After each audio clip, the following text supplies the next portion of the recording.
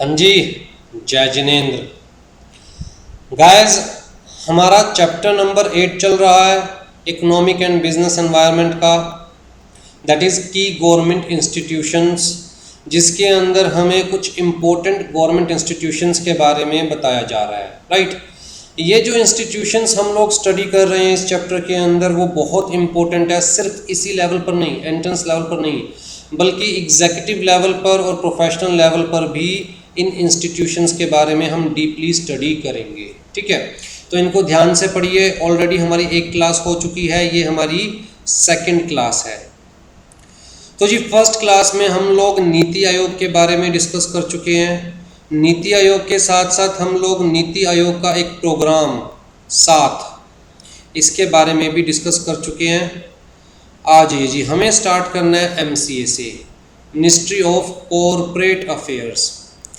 अब इस मिनिस्ट्री से पहले हमारे पास थी डिपार्टमेंट ऑफ कंपनी अफेयर्स।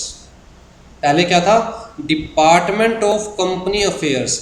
मतलब पहले कॉरपोरेट फॉर्म ऑफ बिजनेस, या हम कह सकते हैं कंपनी फॉर्म ऑफ बिजनेस बहुत कम था, बहुत कम कंपनीज थी इंडिया के अंदर। तो जो सारा मैटर था, जो सारा केस था, वो एक सिंपल डिपार्टमेंट हैंडल कर लेता था। इससे रिलेटेड जो जितना भी वर्कलोड था वो एक डिपार्टमेंट हैंडल कर लेता था। तो पहले सिर्फ एक डिपार्टमेंट था, लेकिन जैसे जैसे company form of business increase हुआ, corporate form of business increase हुआ, तो महसूस होने लगा कि भैया ठीक है, एक डिपार्टमेंट सारे वर्कलोड को हैंडल नहीं कर सकता, तो डिपार्टमेंट की जगह पूरी मिनिस्ट्री क्रिएट कर दी गई। And now the name is ministry of corporate affairs, right, MCA। हाँ जी, अबाउट MCA कहता है the ministry is primarily concern with the administration of companies act 2013, companies act 1956 जो हमारा प्रीवियस कंपनी लॉ था, limited liability partnership LLP, and other allied acts and rules and regulations framed there under. मतलब चाहे वो LLP act के अंदर है, चाहे वो कंपनीज एक्ट के अंदर है, जितने भी रूल्स रेगुलेशंस बनाए गए हैं उन सबको मैनेज करना, एडमिनिस्टर करना, mainly for regulating the functioning of the corporate sector in accordance with the law. तो इसका मतलब मेन काम क्या है MCA का? कहता है कॉरपोरेट सेक्टर को रेगुलेट करना, कॉरपोरेट सेक्टर को रेगुलेट करना। कॉरपोरेट का मतलब क्या हो गया? कॉरपोरेट का मतलब कहता है जी बॉडी कॉरपोरेट।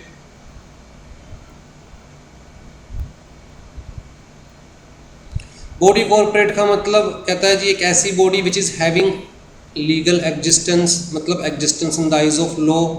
तो बॉडी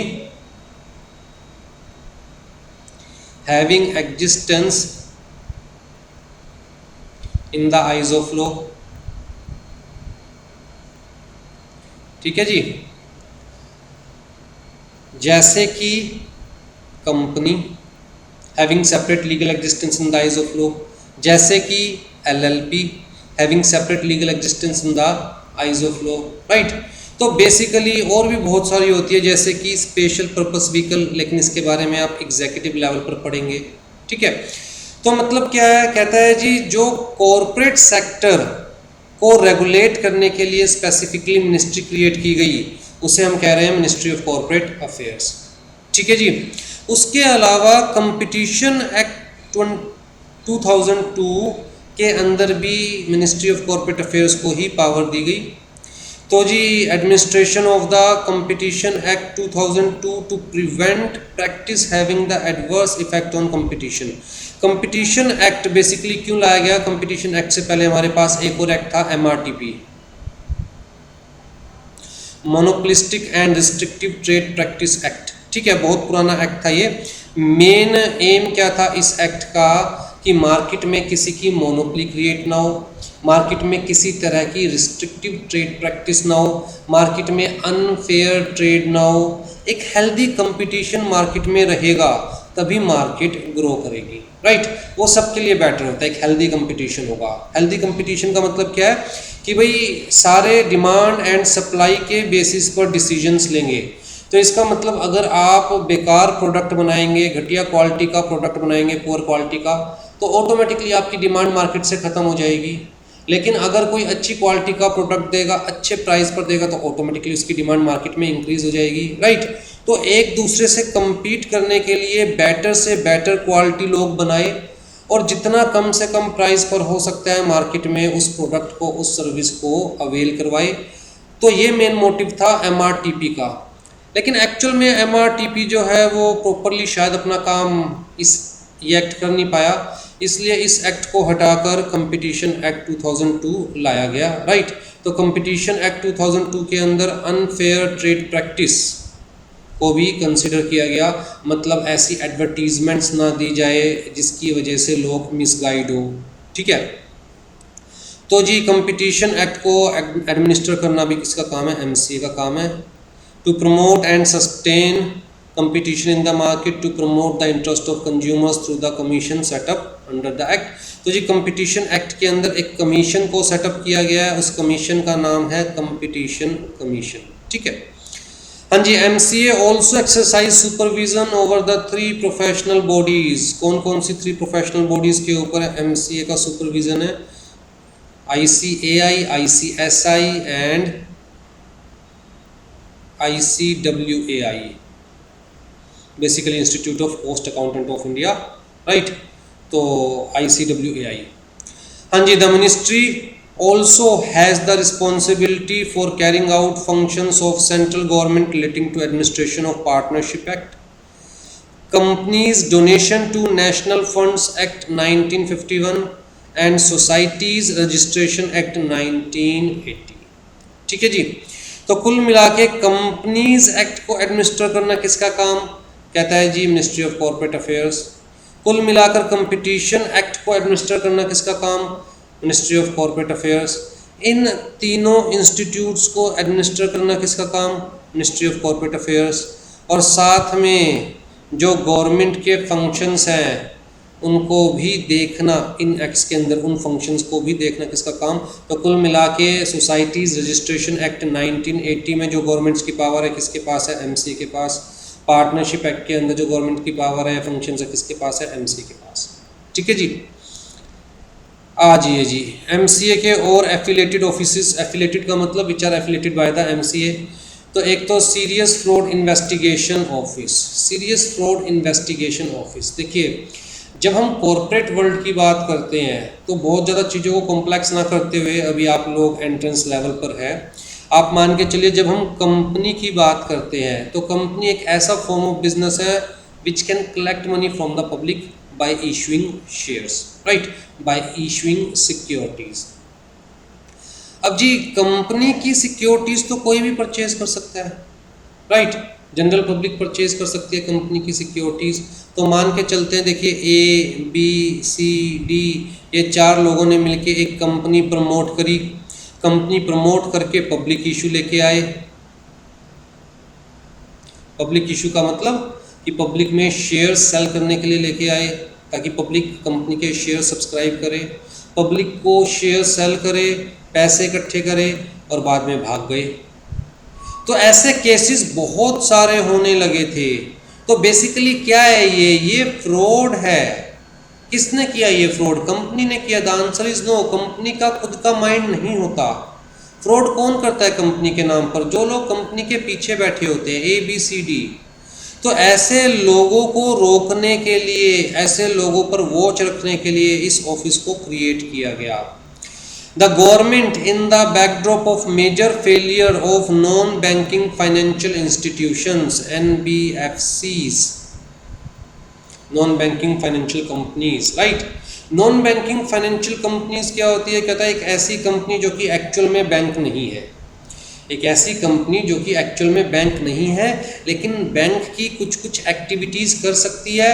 मतलब एक ऐसी कंपनी जो अपने मेंबर्स से पैसे इकट्ठे कर सकती है, अपने मेंबर्स को वो पैसे लोन पे दे सकती है। तो ऐसा भी तो है कि मेंबर्स बनाए, पैसे इकट्ठे करे और भाग गए, फिर हेरा फेरी याद है, राइट। तो NBFCs, तो जी NBFCs बहुत सारी ऐसी आई मार्केट के अंदर जिन्होंने यही काम किया, लोगों से पैसे इकट्ठे किए और भाग गई। तो backdrop of major failure of non banking financial institutions, phenomena of vanishing companies. Vanishing companies का मतलब क्या होता है? ऐसी कंपनीज जो कि वैनिश हो गई है। वैनिश होने का मतलब जो कि ऑन पेपर तो है लेकिन इनके डायरेक्टर्स नहीं पा रहे हैं, ये कंपनी कोई बिजनेस नहीं कर रही है, कंपनी की मैनेजमेंट कौन है पता नहीं, कंपनी के मेंबर्स कौन है पता नहीं। तो ऐसी कंपनीज जो ऑन पेपर तो हैं लेकिन एक्चुअल में एग्जिस्ट नहीं करती, राइट। तो ऐसी कंपनीज वैनिशिंग कंपनीज कहलाती है। Plantation companies. प्लांटेशन कंपनीज कैसी कंपनीज होती है?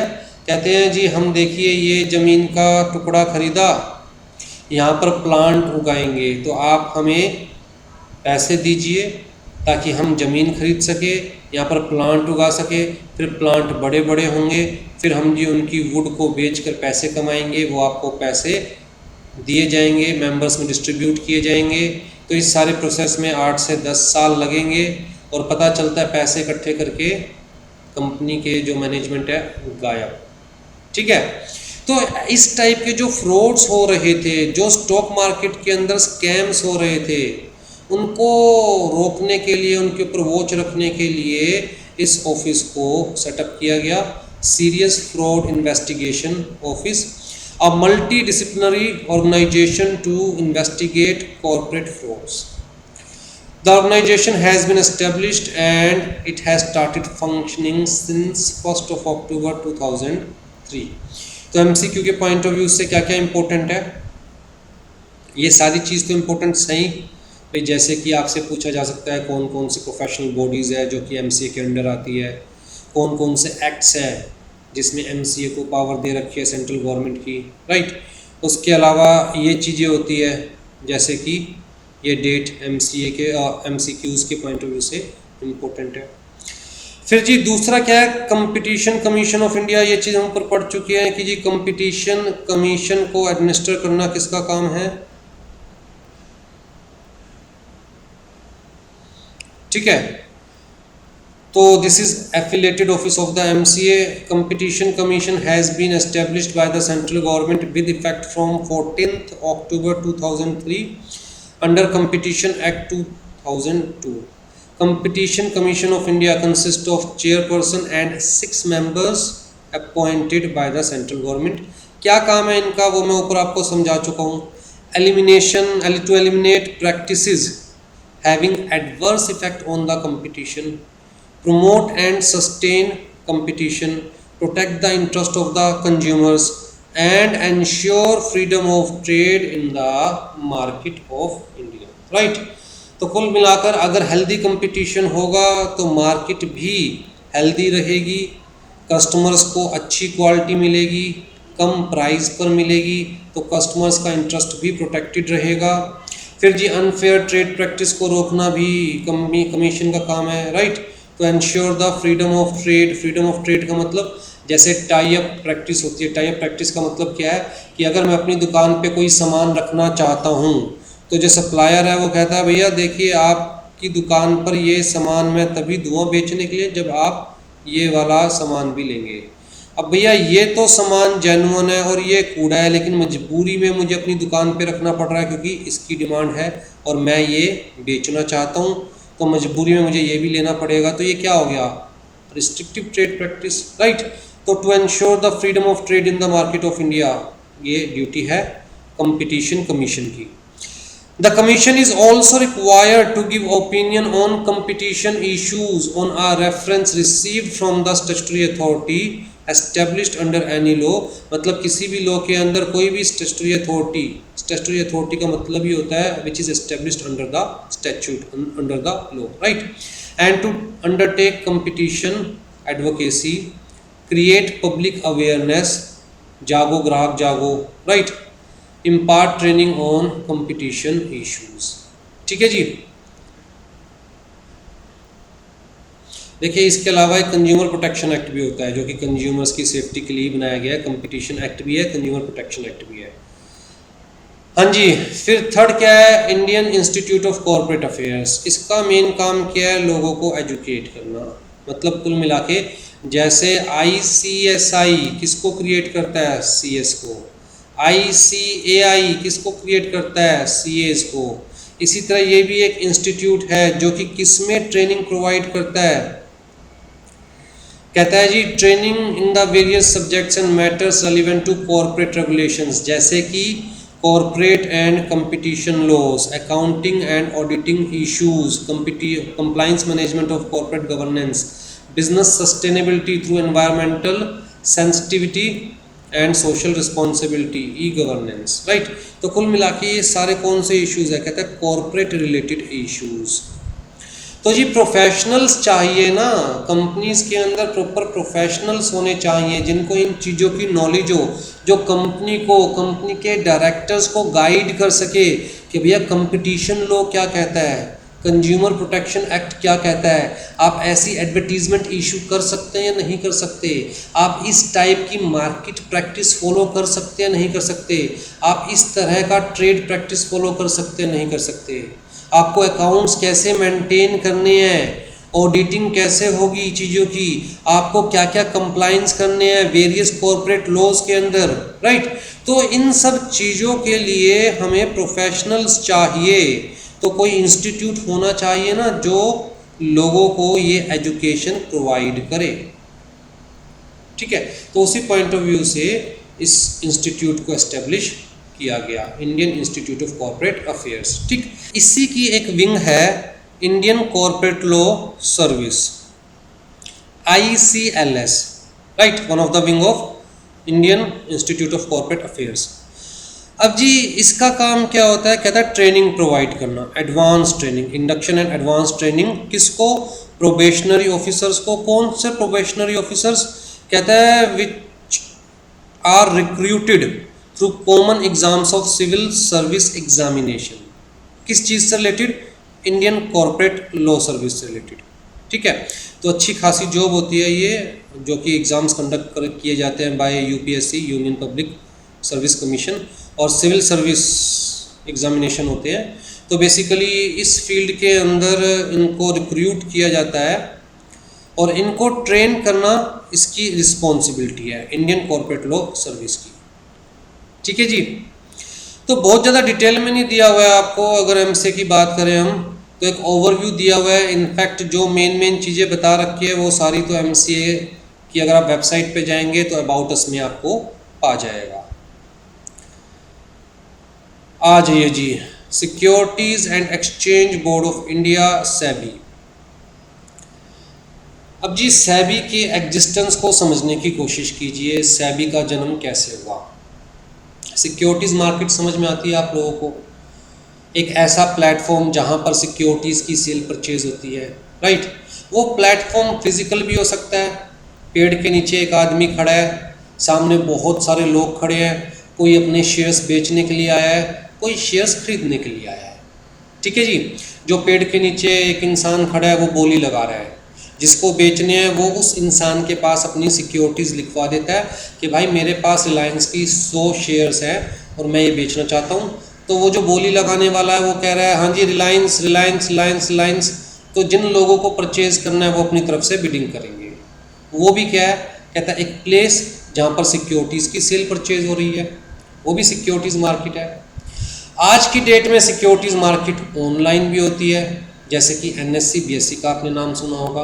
तो कंपनीज अपनी सिक्योरिटीज़ इन स्टॉक एक्सचेंजेस पर लिस्ट करवा देती है, यहाँ पर बायर्स और सेलर्स जाते हैं, ऑनलाइन ही जाते हैं थ्रू स्टॉक ब्रोकर्स, और अपनी अपनी रिक्वायरमेंट लिखवा देते हैं स्टॉक ब्रोकर्स को। स्टॉक ब्रोकर्स बायर्स और सेलर्स की तरफ से कोटेशन डाल देते हैं, जब कोटेशन मैच होती है तो कॉन्ट्रैक्ट एग्जीक्यूट हो जाता है, सेल परचेज हो जाती है, ठीक है जी।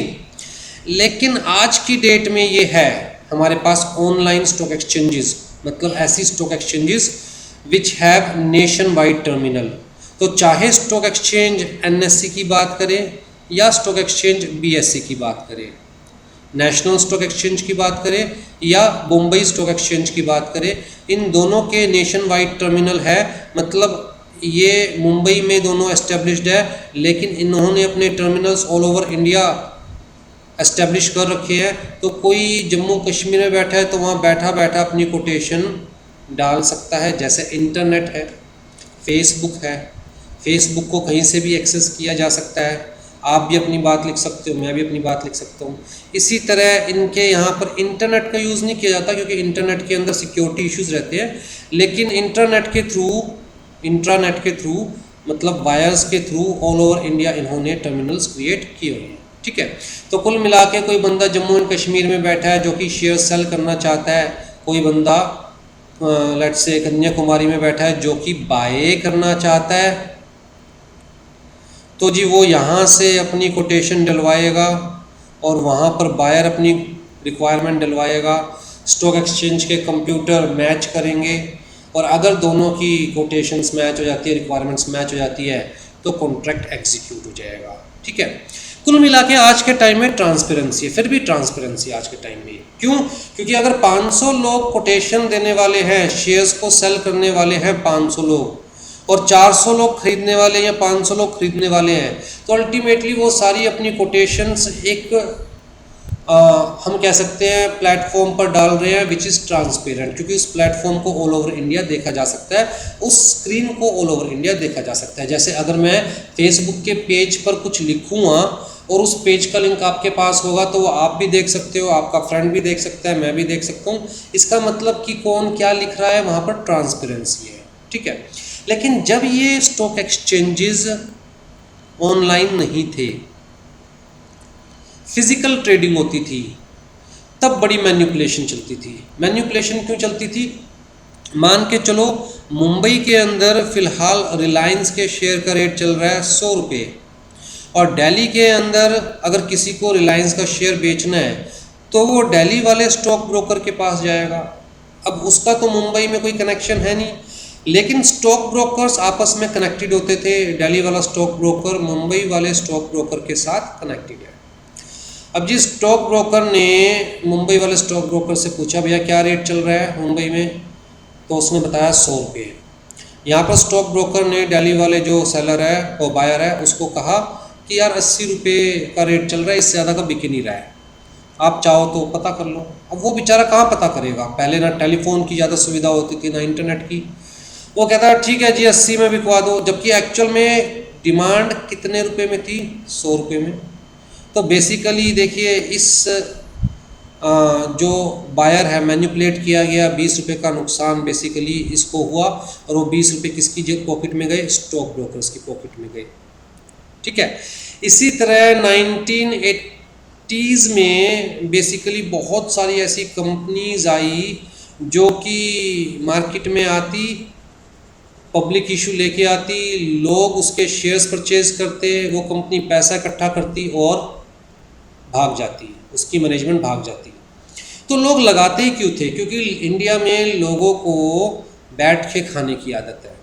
लोगों को लगा कि यार इससे अच्छा काम तो हो ही नहीं सकता, हमें ना हाथ चलाने ना पैर चलाने, काम कोई और करेगा, हमें सिर्फ पैसे इन्वेस्ट करने हैं, कंपनी को जो प्रॉफिट होगा डिविडेंड के फॉर्म में वो प्रॉफिट मुझे भी मिलता रहेगा।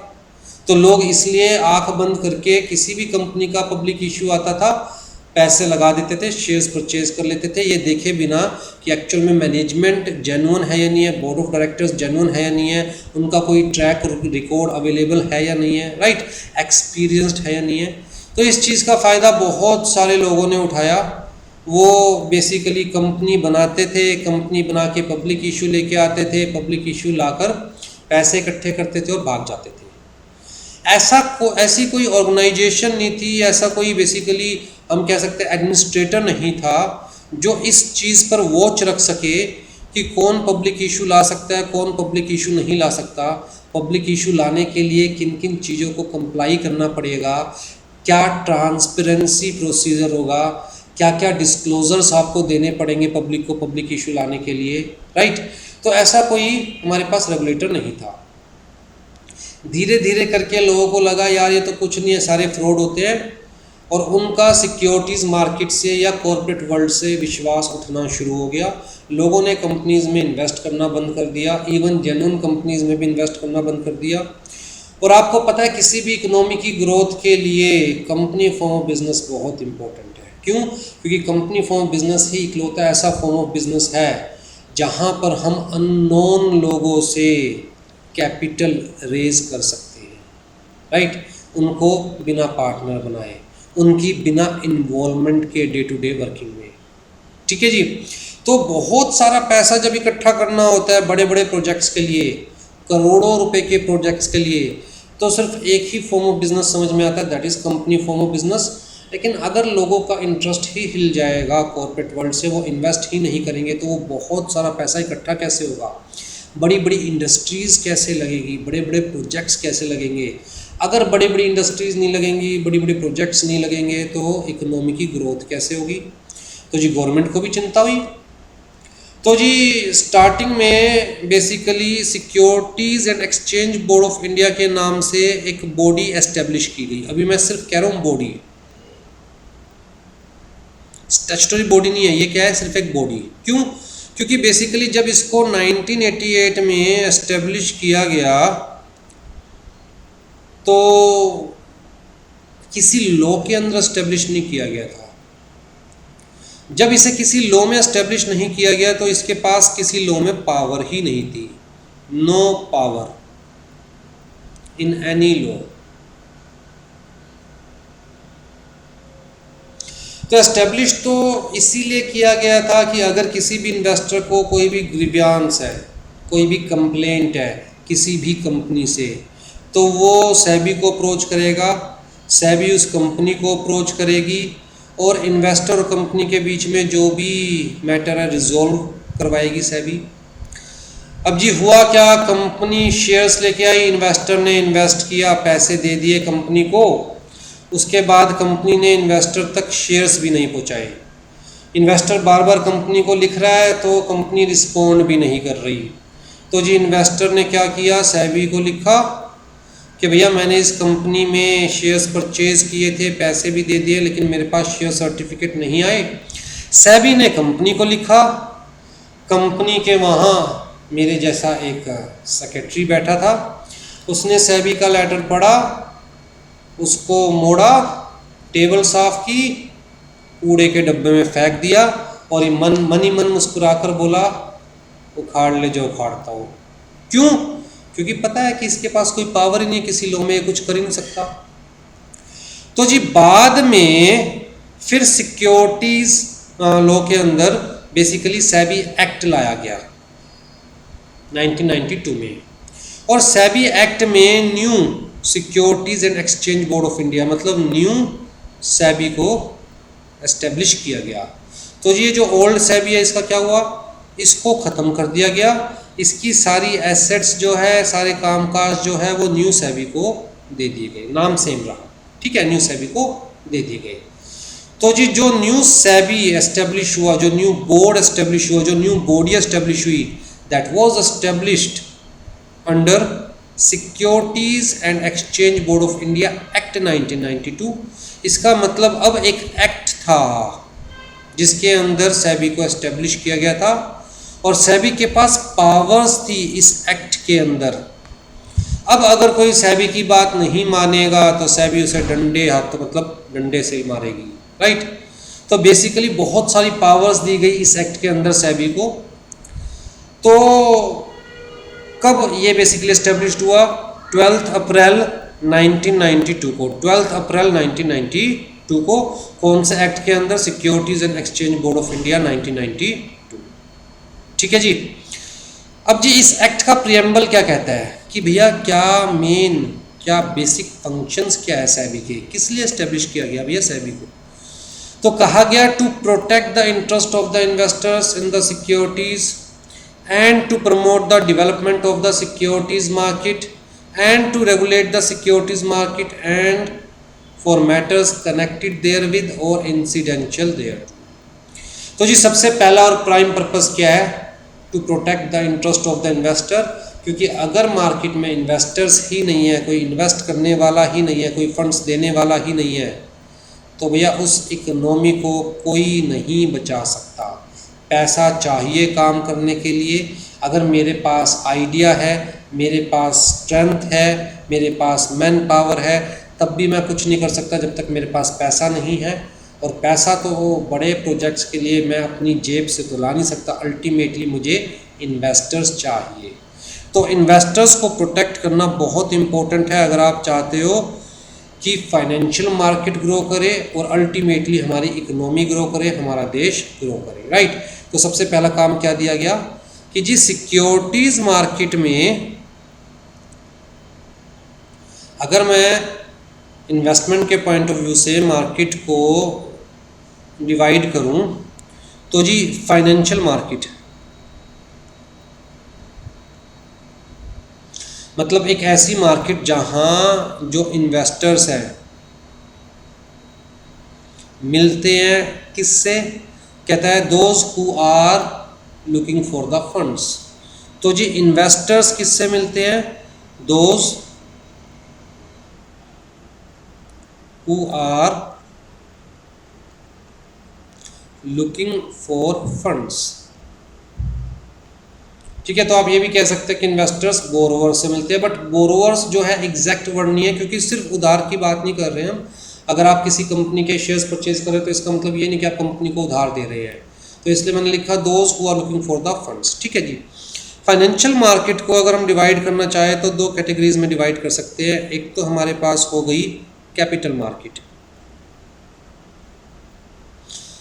कैपिटल मार्केट, चलिए कैपिटल मार्केट लिख लेते हैं पहले, और दूसरी हो गई हमारे पास मनी मार्केट।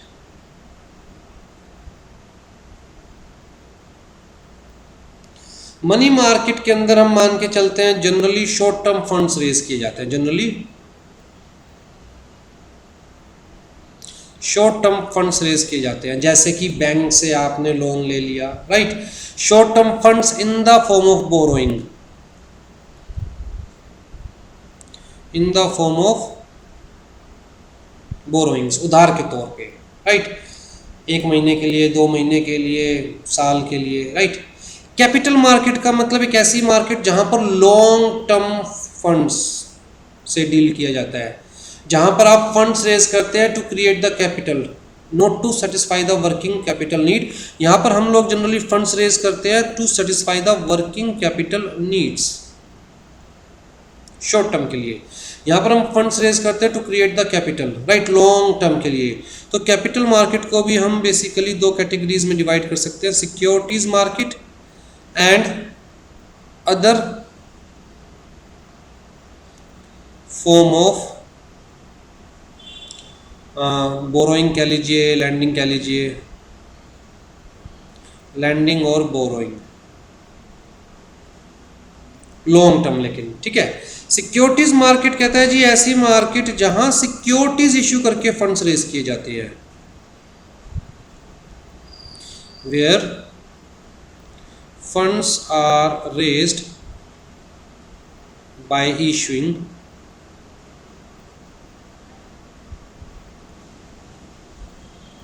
सिक्योरिटीज, ठीक है। अब जी इस वाली मार्केट को रेगुलेट करने के लिए किसको एस्टेब्लिश किया गया, SEBI, securities exchange board of India. कौन से एक्ट के अंदर,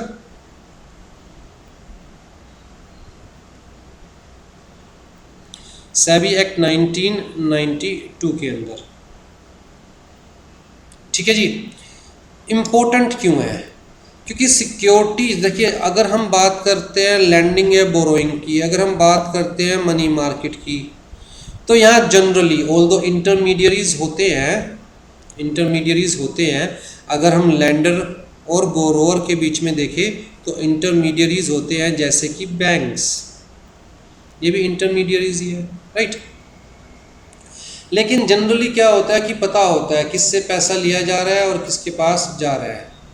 यहाँ पर अगर हम बात करें तो सिक्योरिटीज इशू करके जनरल पब्लिक से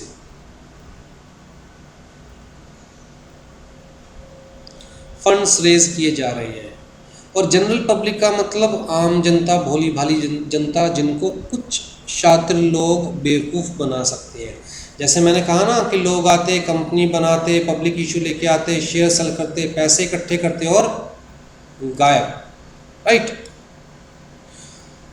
हाँ जी, तो इस सिक्योरिटीज़ मार्केट को डेवलप करना, रेगुलेट करना, साथ में इन्वेस्टर्स के इंटरेस्ट को प्रोटेक्ट करना, ये 3 क्या basic functions of SEBI. SEBI का हेडक्वार्टर कहाँ पर है जी, बहुत इंपॉर्टेंट एमसीक्यू है, कहाँ पर है, मुंबई में। ठीक है, Bandra Kurla complex in Mumbai and has northern eastern southern western regional office कहाँ पर, न्यू दिल्ली,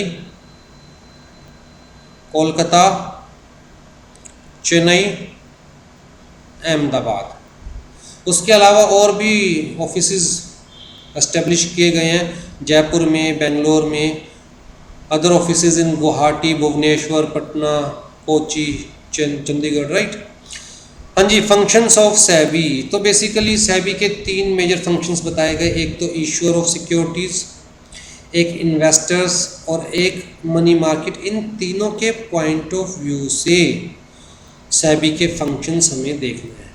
तो बेसिकली सेबी के फंक्शंस नहीं है ये बेसिकली क्या है, कहता है जी इनकी नीड्स को सेटिस्फाई करना ही सेबी के फंक्शन है, ठीक है। इश्यूअर ऑफ सिक्योरिटीज के केस में कैसे जी, कहता है देखिए जब कंपनी, इश्यूअर ऑफ सिक्योरिटीज कौन है, कंपनी, राइट। सिर्फ कंपनी सिक्योरिटीज इशू नहीं करती, लेकिन इस लेवल पर मैं आपको सिर्फ कंपनी लेके चल रहा हूँ आपके लिए, राइट। जब कंपनी सिक्योरिटीज इशू करती है मतलब पब्लिक इशू लेकर आती है, मतलब पब्लिक को शेयर सेल करती है, तो भैया पब्लिक को क्या पता कि क्या कंपनी, कौन बोर्ड ऑफ डायरेक्टर्स है कंपनी के, इनकी क्या हिस्ट्री है।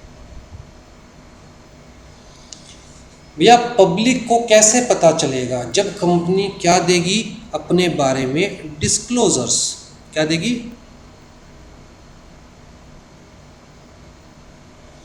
पब्लिक को, राइट। तो भैया कंपनी मिनिमम क्या क्या डिस्क्लोजर्स दे, कौन असर्टेन करेगा, कहता है जी सेबी असर्टेन करेगा। क्या कंपनी ने वो सारी चीजें डिस्क्लोज करी है जिससे इंटेलिजेंट इन्वेस्टिबल डिसीजंस लिए जा सकते हैं, कौन असर्टेन करेगा, सेबी असर्टेन करेगा। क्या कंपनी पब्लिक इशू लाने लायक भी है, कौन असर्टेन करेगा, सेबी असर्टेन करेगा, राइट। तो बेसिकली इनिशियली सेबी ने डिप गाइडलाइंस इशू करी,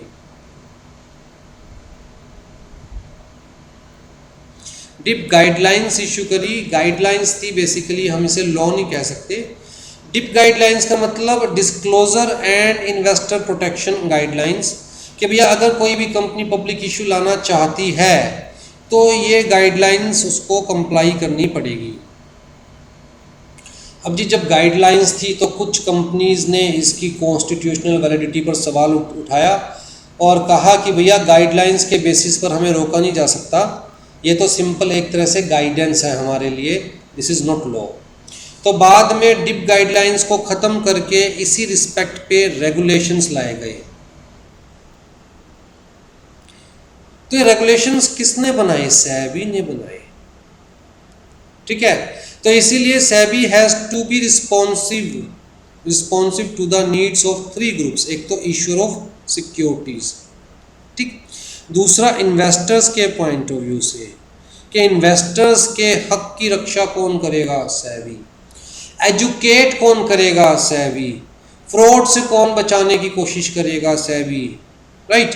फिर जी मार्केट इंटरमीडियरीज के पॉइंट ऑफ व्यू से, इंटरमीडियरीज जैसे कि म्यूचुअल फंड्स है, जैसे कि चलो म्यूचुअल फंड्स भी छोड़िए, वैसे इंटरमीडियरीज में ही काउंट किया जाएगा म्यूचुअल फंड्स को, जैसे कि मर्चेंट बैंकर्स है, जैसे कि ब्रोकर्स है, राइट। तो जी म्यूचुअल फंड एस्टेब्लिश करने के लिए, म्यूचुअल फंड की कोई भी स्कीम लाने के लिए रूल्स रेगुलेशंस कौन बनाएगा, कहता है जी सेबी। म्यूचुअल फंड सेबी के पास रजिस्टर्ड होना चाहिए। मर्चेंट बैंकिंग का काम करने के लिए क्या क्या मिनिमम रिक्वायरमेंट है, कौन डिसाइड करेगा, मर्चेंट बैंकिंग से रिलेटेड रूल्स रेगुलेशंस कौन बनाएगा, सेबी। तो कोई भी बिना सेबी के पास रजिस्टर हुए मर्चेंट बैंकिंग का काम नहीं कर सकता। ब्रोकर बनने के लिए क्या मिनिमम रिक्वायरमेंट्स है, ब्रोकर कहाँ पर रजिस्टर होगा, कहता है जी सेबी के पास। तो ये जो 3 कैटेगरीज है, पहली इश्यूअर ऑफ सिक्योरिटीज मतलब बोरोवर कह सकते हैं, दूसरे इन्वेस्टर्स मतलब लेंडर, और तीसरा इंटरमीडियरी।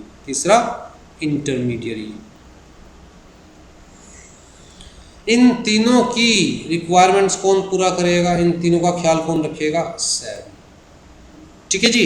तो बेसिकली सेबी 3 रोल प्ले कर रहा है। एक क्वाशी लेजिस्लेटिव, क्वाशी लेजिस्लेटिव इसलिए कह रहा हूं मैं, कहता है लॉ नहीं बना सकता सेबी, मतलब एक्ट नहीं बना सकता, लेकिन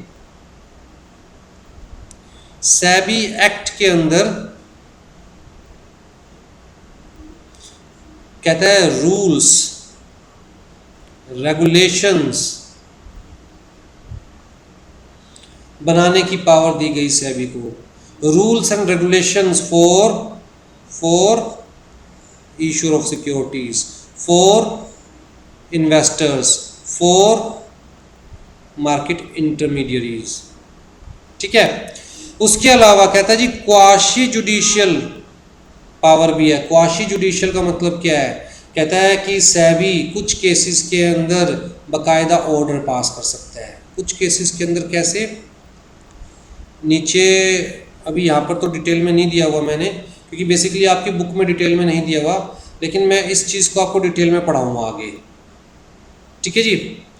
तो रूल्स बनाने की पावर का मतलब क्या हुआ, कहता है जी देखिए सेबी कंपनी की इंक्वायरी कर सकता है, इन्वेस्टिगेशन बिठा सकता है, किसी पर्टिकुलर बंदे की इंक्वायरी कर सकता है, ऑर्डर दे सकता है कि ये कंपनी पब्लिक इशू लेकर नहीं आ सकती, ऑर्डर दे सकता है कि ये बंदा सिक्योरिटीज मार्केट के अंदर इन्वेस्ट नहीं कर सकता, राइट।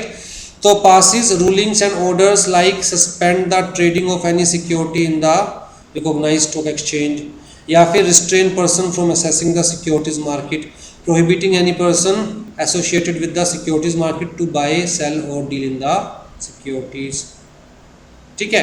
तो जुडिशियल का मतलब क्या, ऑर्डर पास करना, जैसे कोर्ट ऑर्डर पास करती है।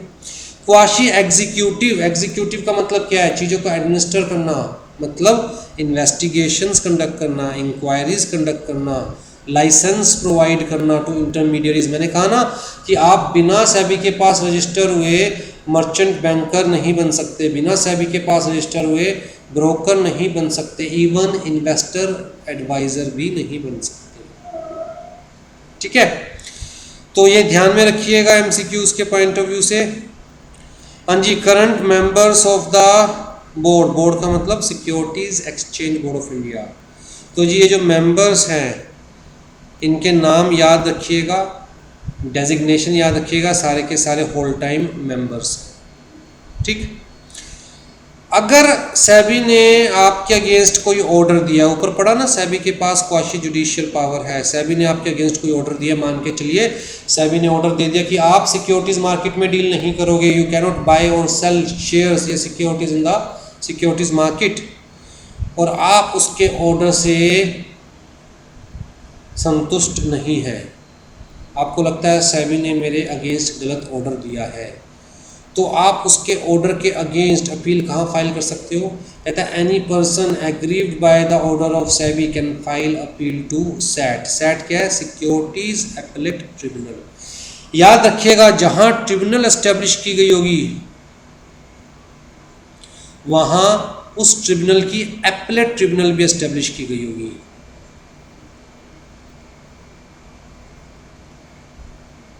एपेलेट ट्रिब्यूनल का मतलब अगर आपको इस ट्रिब्यूनल के ऑर्डर से शिकायत है तो आप उसके अगेंस्ट अपील कहाँ फाइल कर सकते हैं, उसको बोलते हैं एपेलेट, अपील एपेलेट ट्रिब्यूनल, ठीक है जी। आ जाइए जी।